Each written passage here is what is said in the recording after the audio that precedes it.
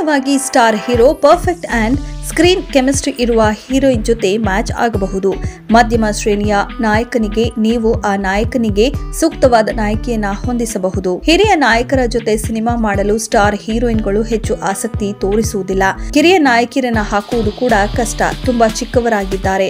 On screen chemistry workout ಆಗುವುದಿಲ್ಲ. ತೆಲುಗಿನಲ್ಲಿ ಅಷ್ಟಾಗಿ ಜನಪ್ರಿಯತೆ ಇಲ್ಲದ ಹೊಸ ನಾಯಕಿಯರನ್ನ ಕಣಕ್ಕಿಳಿಸುತ್ತಿದ್ದಾರೆ. ಹಾಗಾಗಿ ಸಿನಿಮಾದಲ್ಲಿ ತಮ್ಮ ಪತ್ನಿ ಪಾತ್ರಕ್ಕೆ ತಮಿಳಿನ ನಾಯಕಿ ಐಶ್ವರ್ಯ ರಾಜೇಶ್ ಅವರನ್ನ ಹಿರಿಯ ನಾಯಕ ವೆಂಕಟೇಶ್ ಆಯ್ಕೆ ಮಾಡಿಕೊಂಡಿದ್ದಾರೆ. ಐಶ್ವರ್ಯ ರಾಜೇಶ್ ವಾಸ್ತವವಾಗಿ ತೆಲುಗು ನಟಿ. ಅವರ ತಂದೆ ರಾಜೇಶ್ ಒಂದು ಕಾಲದಲ್ಲಿ ಟಾಲಿವುಡ್ ನಲ್ಲಿ ಉತ್ತಮ ನಾಯಕರಾಗಿದ್ದರು.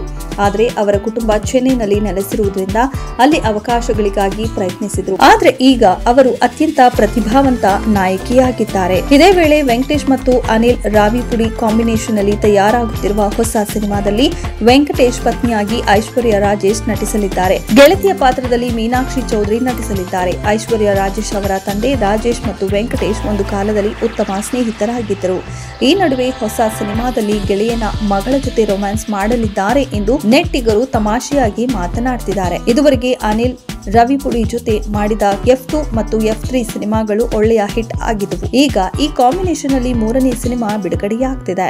ದಿಲ್ ರಾಜು ನಿರ್ದೇಶನದ ಈ ಚಿತ್ರವನ್ನ ಮುಂದಿನ ವರ್ಷ ಸಂಕ್ರಾಂತಿಯಂದು ಯಾವುದೇ ಸಂದರ್ಭದಲ್ಲಿ ಬಿಡುಗಡೆ ಮಾಡಲು ತಯಾರಕರು ತಯಾರಿ ನಡೆಸಿದ್ದಾರೆ. ಈ ವರ್ಷ ವೆಂಕಟೇಶ್ ಅಭಿನಯದ ಸೈಂಧವ್ ಚಿತ್ರವು ಡಿಸಾಸ್ಟರ್ ಆಯಿತು. ಇದೆಷ್ಟು ಈ ಹೊತ್ತಿನ ಸುದ್ದಿ. ಮತ್ತಷ್ಟು ಸುದ್ದಿಗಳಿಗಾಗಿ ನೋಡ್ತಾ ಇರಿ ಸಿರಿ ಟಿವಿ.